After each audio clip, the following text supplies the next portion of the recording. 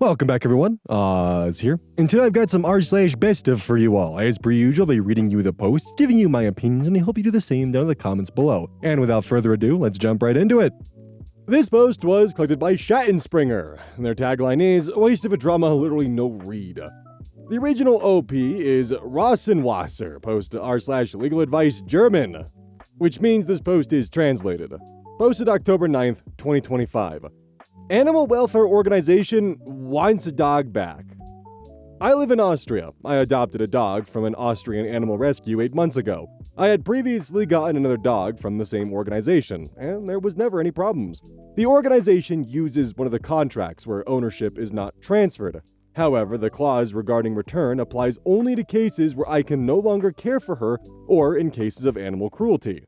When I adopted her, my dog was partially paralyzed in her hind legs due to a vertebral fracture. Try saying that 5 times fast. She was therefore using a wheelchair. Our veterinarian determined that surgery was possible. I had the surgery performed at a cost of over 3,000 euros, and the dog can now walk again, though she limps a little. The contract stipulates that I am responsible for all veterinary costs, and must also cover extraordinary expenses, but it does not require me to inform the organization about such treatments. A month ago, I was asked for photos of Hygh. This was also the case with the previous dog, so I did. I was then asked about her health because she wasn't in a wheelie anymore, so I simply mentioned that she'd had surgery and was doing well. I received a positive response, and that was the end of this conversation. A week later, I received a WhatsApp message telling me I had to return the dog because she was no longer supposed to live in Vienna, and they had found a couple with a house and a garden who would take her in. I have no idea if these people actually exist. At this point, it might be worth mentioning that H is a pretty 2-year-old female Spitz who, if she were not disabled, would almost certainly attract a lot of interest. I replied that I wasn't willing to return her and that none of the contractual circumstances under which I would have to return H did apply. In response, I received a message stating that keeping such a female dog in an apartment in the city would constitute animal cruelty, and that I had put her at risk because I hadn't had the surgery approved by them.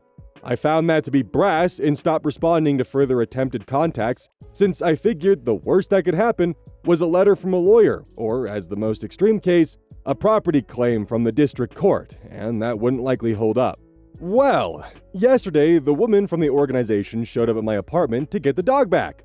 My neighbors messaged me to say she was there. She also asked them if they had keys to my apartment because she needed to pick up my dog. I had to rush home from work and told her to leave. When she refused and started yelling, I called the police. She then claimed that I had stolen H from the rescue organization. I showed them photos of the dog as well as the email correspondence regarding the adoption, and my neighbors confirmed that they see H every day. Thankfully, the police told her that even if the dog were her property, she couldn't just take it without permission. She eventually left, saying she would now press charges against me for theft. A police report or lawsuit isn't my biggest concern right now, but given her behavior, I'm worried that she might snatch H away from me if I'm out with her, or do that when she's on her walk with my dog sitter at lunchtime. She missed her by maybe 45 minutes. And then I wouldn't be able to get her back because she'd be God knows where. The lady's behavior is also just very bizarre, and I could imagine that there's a mental illness behind it. I'm not sure what the best course of action would be in this situation. Is there anything I can do at all? There hasn't been any actual disturbance of possession yet, and I'm also unsure whether her conduct could amount to a criminal threat. I was overwhelmed by the situation at the time, but I'm not particularly intimidated now. I'm considering whether it would make sense for a declaratory action to establish ownership rights, but to the best of my knowledge, there's no case law on this issue, and the contract, at least according to its own terms, is not a contract of sale, despite the token charge of 450 euros. My legal expenses insurance would almost certainly not cover such proceedings. Edit, October 10th. Thank you for all the feedback and messages. I've now contacted a lawyer who will help me apply for a temporary restraining order next week. Review the contract and then give me her assessment. The dog and I are currently staying with my parents, and she'll stay here until the legal situation is clear. Please don't take it personally if I don't answer. It's all a little too much for me right now. Update, June 29th, 2026. About 9 months later. About 1.5 years ago, I adopted a disabled dog from an animal welfare organization. She has largely recovered following surgery and physical therapy, on which I have now spent well over 8,000 euros. After I sent the organization an update showing that she was walking again, they wanted her back under the pretense that my home was no longer suitable for her because I live in the city and in an apartment. They also attempted, more or less, to break into my home and kidnap my dog. It turned out that my dog had previously belonged to the daughter of the organization's president, who had given her up after the accident. After that, suddenly, different explanations were given. It was all just temporary. Now that the children are older, she could take care of the dog again. That there had been a typo in the contract, or I was given the wrong form, and I was only supposed to be a foster home. They wanted to give me 50 euros a month as compensation. It took forever, but there's now a final ruling. My contract is to be classified as a contract of sale, which means I own my dog. Important to note, this is only a first instance ruling, and another court could reach a different conclusion. It does not mean that ownership is guaranteed to transfer, even in the case of other protection agreements. The judge's ruling discusses the various clauses over several pages, and the following factors were decisive. The contract is 90% identical to a contract from another animal welfare organization. Similar clauses also appear almost exclusively in contracts of sale used by other organizations. Most importantly, my contract contains a clause stating that the organization will not take my dog back if I can no longer care for her. Instead, it explicitly stipulates that they must consent to her being rehomed, but are not under any obligation to assist me in doing so. The contract is structured so that I bear full responsibility and costs for the rest of her life. I'm incredibly relieved that it didn't go to a second round, and that I'll now be able to spend the rest of her life with my dog. Thank you all for your support. I wanted to give an update, but I might not respond to comments, as this whole experience has been very draining for me. On a positive note, however, these events have inspired me to resume my law degree, which I had put on hold. Editor's note: not a lawyer, but it seems important to note that it is a first instance ruling because somebody else in a similar situation might get a different ruling. OP's case is closed as the organization accepted the ruling, so no second round. So there are a few instances or scenarios that could lead to this event in question here, and none of them are good, and all of them paint the organization very poorly. The first one is that once they realized the dog's legs were no longer broken, dog no longer brokey, we can sell the dog and make a profit off of it. Don't worry, we're just rehoming her. Not telling OP that there was actually a monetary value attached to it. Because why else would they be so adamant on getting their hands on the dog back? Then, of course, there's the second scenario where it's the organization's daughter who couldn't care for a paralyzed dog anymore, so she gave it up and then now wants it back that the dog's fixed. So the organization wasn't willing to spend the 3,000 to 8,000 euros to have the dog actually fixed and go through surgery and to live a happier life. But now that someone else did, here's 50 euros a month for a little bit. We're taking the dog back now that you did all the work for us and spent all the money for us. We're also going to try to manipulate one of the stipulations in the contract about abuse and saying that you having an apartment is a form of abuse now. So, give.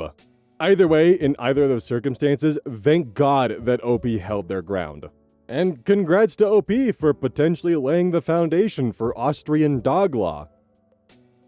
This post was collected by Choice Evidence 1983, and their tagline is, "It dawned on me that he was a wizard." The original OP is, "I like to play DMC." Posted to r/AmIoverreacting June 22nd, 2026. Am I overreacting by stepping back from my parents after finding out how they plan to leave everything to my older sister? I'm 27 female, and I have an older sister who's 35 female. Growing up, my parents were always very big on independence and responsibility. They made it clear that once we became adults, we were expected to handle our own lives. I really took that to heart. I worked through college, lived with roommates to keep my expenses down, and built everything for myself, step by step, without asking them for help. It wasn't always easy, but I'm genuinely proud of where I've ended up. I have a stable career now, I'm in a good relationship, and for the first time in a long time, my life feels steady. My sister's path has been very different. She's never really been able to get fully settled. She's tried a few different jobs over the years, but nothing has really stuck. There always seems to be some new issue, some reason it doesn't work out. My parents have stepped in over and over, helping with her rent, paying her bills when she gets behind, and giving her money to help her make it through the month. For a long time, I told myself it wasn't worth keeping scores. I figured maybe that was just how families were supposed to work, helping the person who needed it more. But a few days ago, when we all got together this summer, they brought up something that really threw me off. My parents asked to speak to both of us about their future plans. They're getting older, and their health hasn't been great. So they've started putting things in order legally. During that conversation, they told us most of what they have, including the house and their savings, will go to my sister. Their reasoning was that she won't be able to manage on her own without that support. Then, almost immediately after saying that, they told me they wanted me to be the one handling everything else.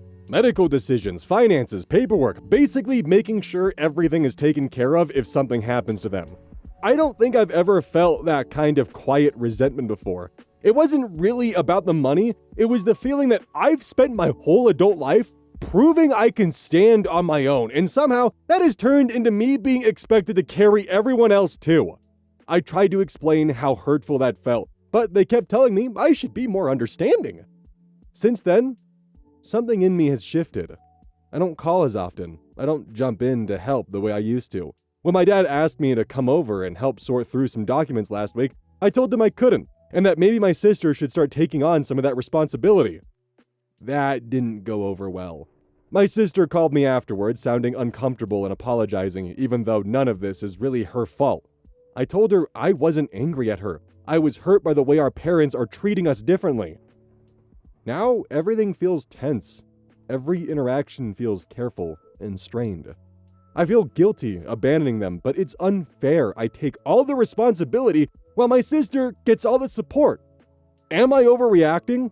Editor's note, OP did not leave any comments in this original post. Top comments. Commenter 1, not overreacting. If they're leaving everything to her, then she, editor's note sister, needs to step up and do the hard part because trust me, when I say trying to take care of aging parents is hard. Commenter 2, they'll give everything to older sis who will piss it away and still expect little sister to help her out of the mess.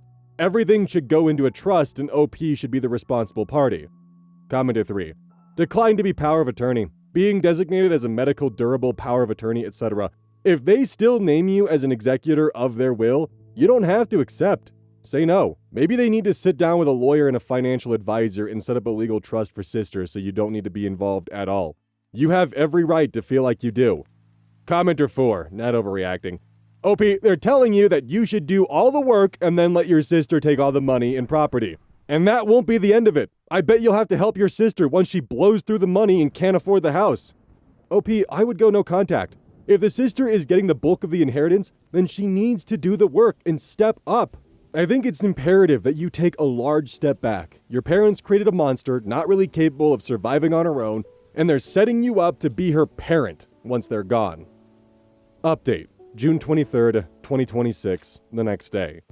So, after reading through all the advice and messages, I realized the sooner I step back from this situation, the better it would be for me. I called my parents today and tried to explain how I felt. Part of me still hoped they might understand, even though I knew they probably wouldn't. I gave specific examples, how I've supported myself since college and never asked them for financial help, while they've consistently stepped in for my sister when she struggled. I brought up the estate conversation too. It hurt to hear that most of what they have will go to her because she needs it more, while I'm expected to take on all the responsibility. Medical decisions, finances, paperwork when things get difficult. It made me feel like my role in the family is based on what I can handle, not how I'm valued as their child. They didn't really let me finish. They kept interrupting and repeating that I'm independent and capable and that my sister isn't. So this is just how it has to be. Then I said it still felt unfair. They got defensive and told me not to expect anything from them. At one point they even said that if I truly cared, I should be helping more with my mom's care.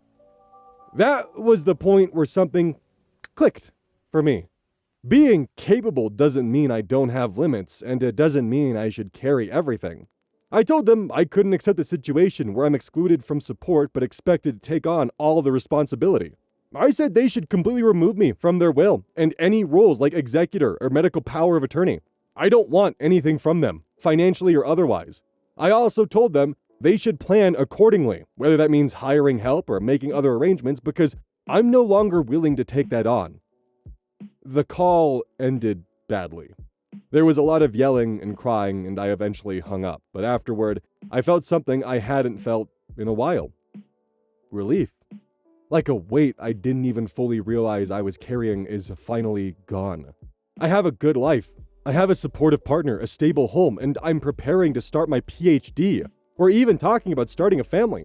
For the first time, I feel like I can focus on my own future without this constant sense of obligation hanging over me.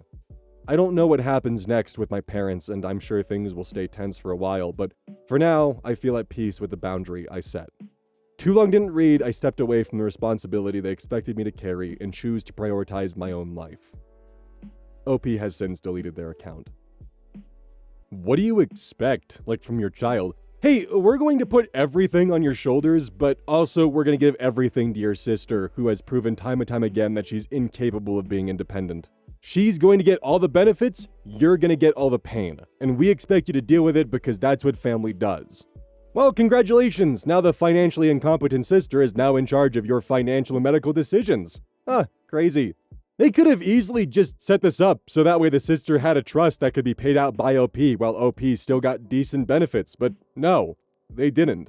OP has every right to not want anything to do with this kind of setup here, because what? Their response to OP trying to voice her concerns and what she was feeling was just simply, well, don't expect anything from us in the future. Like OP's sister? Because she hasn't asked for shit. She's getting her PhD. She's looking to start a family. She doesn't need you guys. You need her. It's not about the money. It's about the disrespect. The double standard. OP had to fight tooth and nail for everything she has because she was told, you need to be independent. And her sister is literally just being handed it. And she's being handed it because she's not independent, because she's not able to fight for herself. If the parents wanted to actually productively set their kids up for a future without them, they should have worked more with OP. So that way the sister would have that kind of financial cushion with the assistance of OP in the parents' estate, while also still giving OP something for her troubles. But no. And now they're just gonna have to deal with scattered updates about their grandkids. Shame. This post was collected by Direct Caterpillar 77, and their tagline is, Satan is not a pogo stick. The original OP is hard to follow, posted to r/relationship advice August 5th, 2025. I, 26 male, am taking a step back from my 24 female friend since they started dating someone. So I, 26 male, talked to my close friend, 24 female, and suggested we tone back our hangouts and chats because they told me a couple weeks ago that they've started officially dating someone. I'm genuinely happy for her. She told me they've been seeing each other for 6 months and called it official a month ago. Now, before this, we would talk and hang out pretty often, platonically, at least in my perspective, about a few times a week and almost daily with late-night chats, upwards to 3 a.m. We've known each other for a few years and met at a doctor's office when she noticed me playing a gacha game, and we talked and bonded from our mutual love of games and nerdy stuff. Now, of course, I think both guys and gals can be great friends, with of course boundaries and lines. However, in my mind, if I was seeing someone, I wouldn't really want them hanging out and talking nonstop with a guy to this extent, especially if I don't know them. She told me about her relationship a couple weeks ago and mentioned that her boyfriend has gotten a little nosy recently whenever we would text about stuff. I asked her if she told/showed him our chats and stuff, and she said no, because she deserves a private life too. I completely understand that, but we really only talk about games, movies, comics, etc. It wouldn't hurt to just show him, lol. I suggested it, she again said no, and that he doesn't really like our interests. That's completely fine, and I dropped it. Though, after informing her that, from a guy's perspective, talking to a dude and then hiding the conversations and being secretive about it can seem damn sus. As for the boyfriend, I know next to nothing about him, and she always skirted around any details about him. Our mutual friends know about him apparently, though for some reason she always seems to be pretty secretive about it. Sort of feels like I'm just being left in the dark. I have other female friends in relationships, and this was never an issue. According to her, she just doesn't want us to know about each other as it may start conflicts, since she talks to me more often than him. She has also mentioned that she tells him she's hanging out with the girls whenever we'd meet up to hang out, which to me is kinda mean and a bit dishonest. So I talked with her further about her relationship, and she's pretty serious about him and loves him. After mulling over it for a few days, I suggested to her that we should probably take a couple steps back and hang out/talk a bit less because I want her to focus on herself and her relationship. I do genuinely care about her and want the best to come her way. I also don't really want to be the topic of drama to add to my list of stress. I explained this to her as kind and as understanding as I could, but she just sort of blew up at me and stormed off. Later on, she sent me a truckload of messages, some sad, some angry, some rude remarks on my looks, etc. Yesterday morning, I woke up to some messages from some mutual friends calling me names and berating me for pushing her away. I am so confused right now. Last night, she told me she wants to talk today. Our mutual friends also seem to stop the harassment too. I think I'll meet with her again today to just see what's going on. Is there anything I should ask her specifically? I do want us to stay friends, of course, and just want to set some boundaries that we may not have initially established. Relevant comments, the speckled sir. You're welcome to set whatever boundaries you feel you ought to, but it seems to me like you're speaking from atop a high horse. Her relationship with boyfriend and what boundaries she ought to have with male friends are for her to hash out with her partner, not for you to decide for her. Maybe you don't want to be friends with a woman in a relationship, but that's about you, not about her. And if I were her or giving her advice, I'd interpret your decision to back off as being not born of concern, but of jealousy. Opie responds, I totally understand that, and I didn't mean for it to come off that way. She has had one other boyfriend throughout knowing her, as well as confided to me any issues they have had, and this wasn't really an issue before. I also became good friends with him, and even gaming buddies. I don't know why they separated, and it wasn't really my place to ask, really, unless asked first. I'm not sure. It was sort of a sinking feeling in my gut. This was sort of out of character for her with the whole hiding me thing. I'm always an honesty comes first kind of person, though I know not everything is always black and white. I'm just sort of lacking some information on all of this. Hopefully I can have an honest conversation about this with her today. Update, August 7th, 2025, 2 days later. So, first off, thanks to anyone that offered advice and perspective to my situation. You guys helped me set my head back on my shoulders and hit the nail on the head. I thought I'd let you all know what happened. Here's the update. So, we met a couple days ago and talked at our usual cafe. As soon as I walked in, she seemed really awkward and fidgety. Not a second after I sat down, she blurted out an apology for snapping and storming off, as well as all the things that were said from her and by our mutual friends. I was about to apologize as well.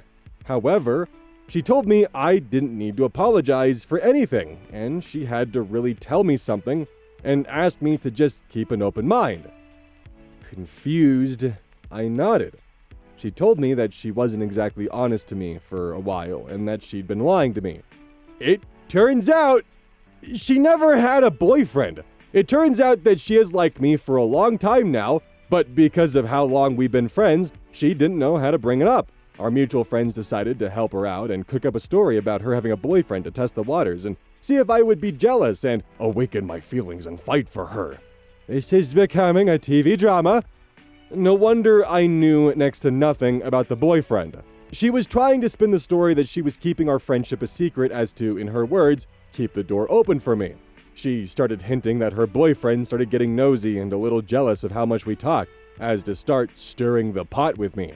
However, that had literally the opposite effect. As soon as I started trying to help her fix her boyfriend issue, she thought it was a good sign and we can start broaching the topic of relationships. I know this sounds convoluted as fuck and I'm just as confused as y'all are. Though, from my perspective, she flatly refused any of my suggestions to assuage her imaginary boyfriend's jealousy. So I just suggested to her that we should just tone us down a bit. This apparently frustrated her and that led to her blow-up. She vented to her friends and they harassed me a bit, telling me I'm throwing away something good and all that. That's when some comments from our mutuals started making even more sense. At that point, I just had a blank expression, just trying to dismantle the most complicated pickup attempt of my life. So I just asked her, what in her right mind would make this entire setup even remotely work in the real world? Crickets. She just apologized again for all this drama and was bold enough to ask if we can be an item, or at the very least go back to how things were. At this point, I just felt a rolling headache and was still processing everything. Still am, really. I just told her I need some space for now to just consider this fiasco.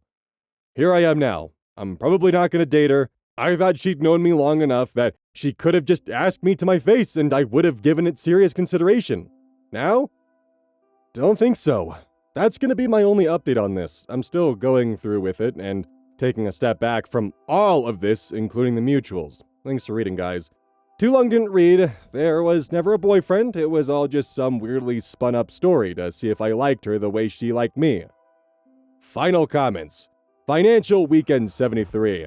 Man, don't throw this away over that. Give her a chance. Opie responds, I'm an honesty comes first kind of guy. Like I mentioned before, we knew each other for 3 whole years. We've had plenty of deep talks and honest conversations about life. She knows me, or so I thought. Yeah, I get that feelings are weird and it's nerve-wracking to tell someone you like them. However, it really did seem like she just thought so little of me to go on this whole roundabout way. Say things that are really hard to take back and have people who you thought you were cool with insult and berate you for a couple days. I don't know, man. She did apologize, but there were more personal stuff that I'd rather not mention that was said that I left out of the posts. Stuff that people refer as emotional ammo that was used. That kind of stuff you confide in someone. She managed to relationship test someone she wasn't even in a relationship with. Why would you want to stir up negative emotions to be the catalyst of your relationship? Why would you want that to be the start of it? The idea that he dismantled a previous relationship out of jealousy so you two could be together. How old were you guys again? 26 and 24. Okay, I had to double check because the close friend is acting like a toxic high schooler.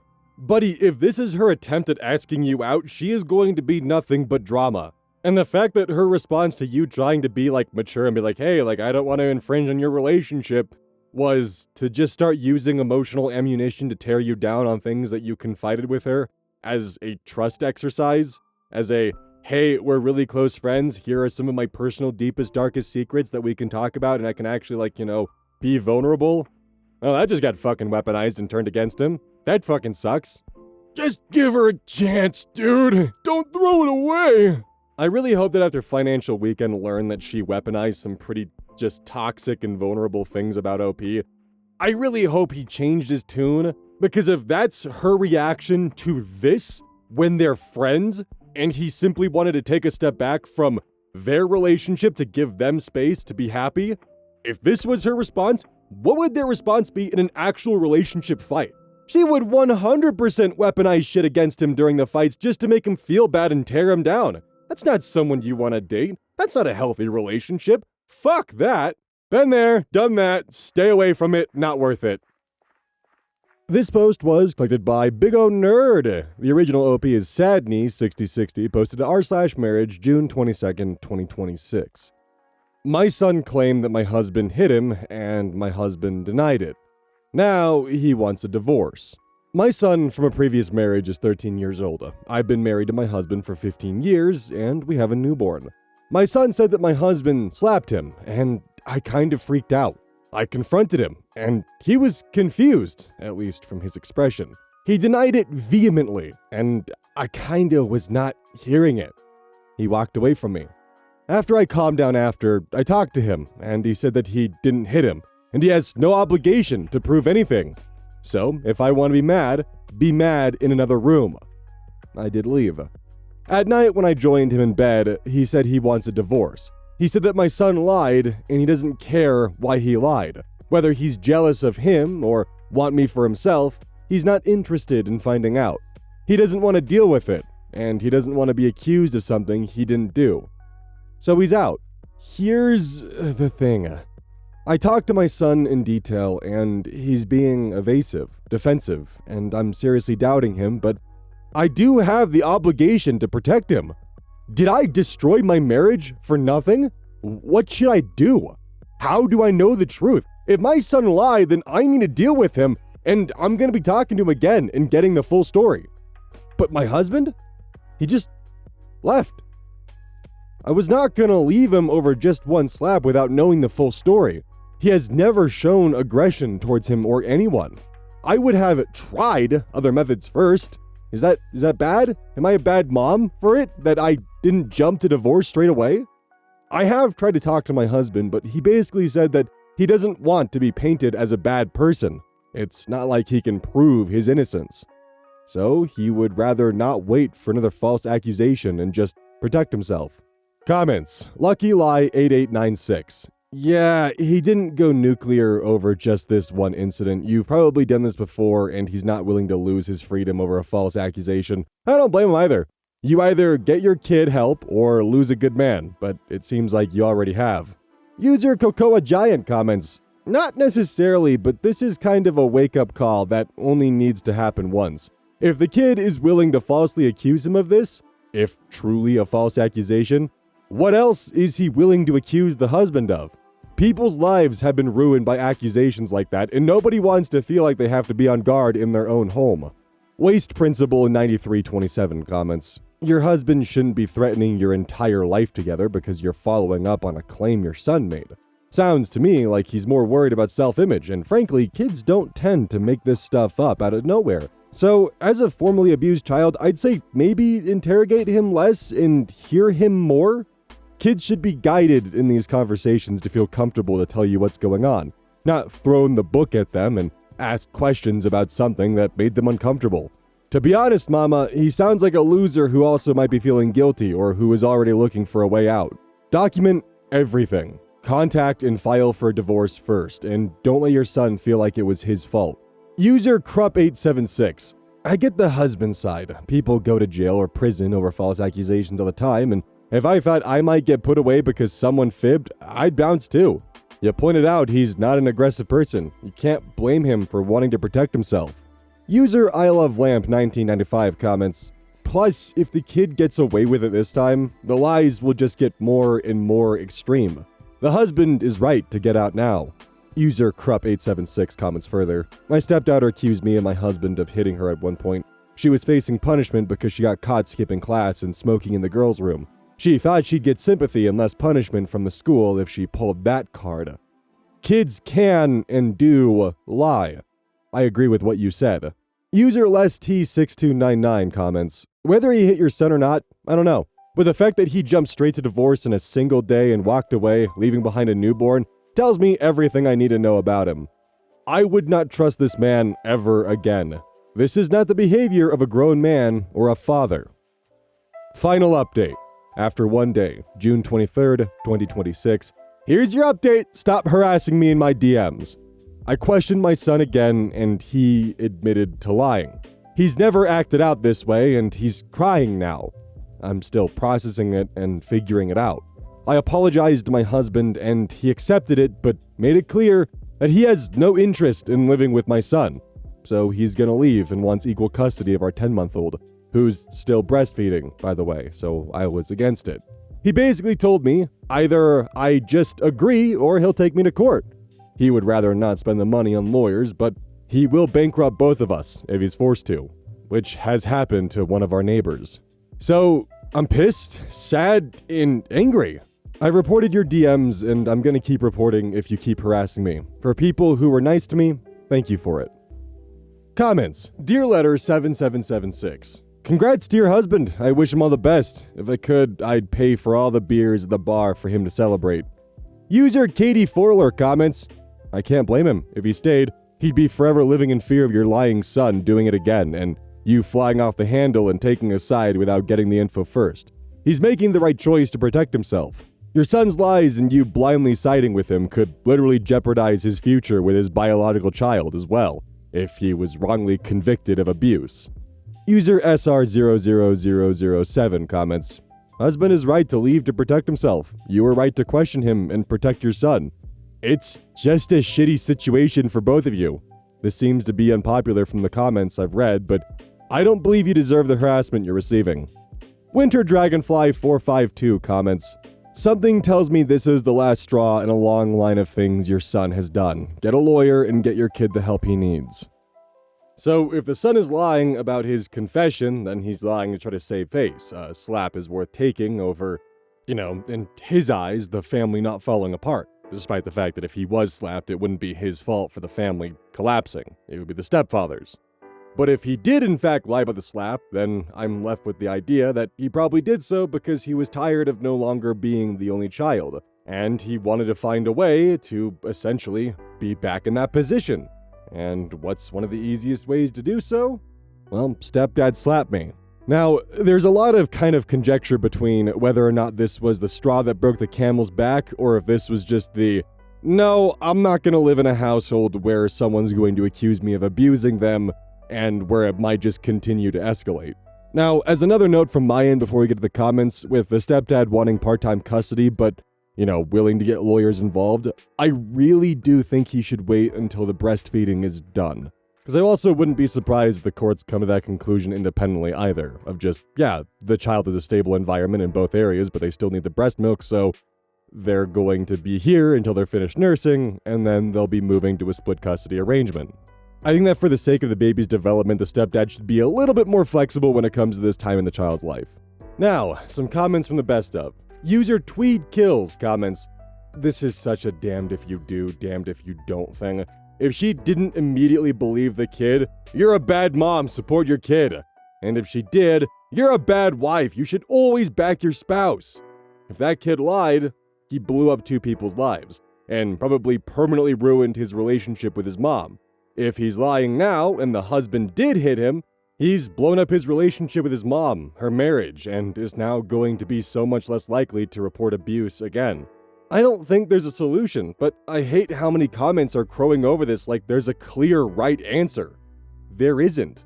And as just another note, especially because this is all the information we have. We don't have the entire history between the son and the stepdad over the course of the years. We're missing a lot of information and just have this post. User Dammit Gravity comments, "He denied it vehemently and I kinda was not hearing it. This is key. It would be one thing if she approached him with an open mind. Honey, my son has made this claim and I need to hear your side. But the fact that she wouldn't listen to him at all and instead leaped straight to believing her kid without evidence or even the ex's side of the story is what doomed her. Especially if the ex had never done anything to indicate violence was in his nature. Believe victims doesn't mean believe without evidence or knowing the full story. It means be open to the idea that what they're telling you is true. We don't stop critical thinking just because someone makes an accusation." So before we get to the next comment, I do just want to add my soft opinion here. This is great in practice of trying to make sure you have both sides of the story, but this also opens the door for abusers to manipulate and twist the facts to kind of obfuscate the reality. But also at the same time, if you just found out someone slapped your kid, you're going to be in aggressive parent mode.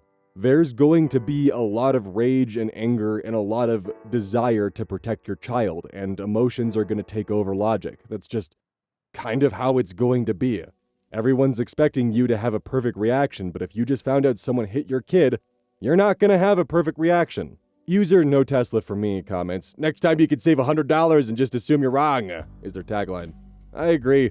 Too many people are treating this like a binary decision of whom she has to instantly believe, but that's not how this should work. Still, I feel terrible for everyone. A man watched his world crumble. A woman has to raise a son she knows killed her marriage, and the son has to grow up knowing he ruined the lives of 2 adults just trying to get some petty revenge or something.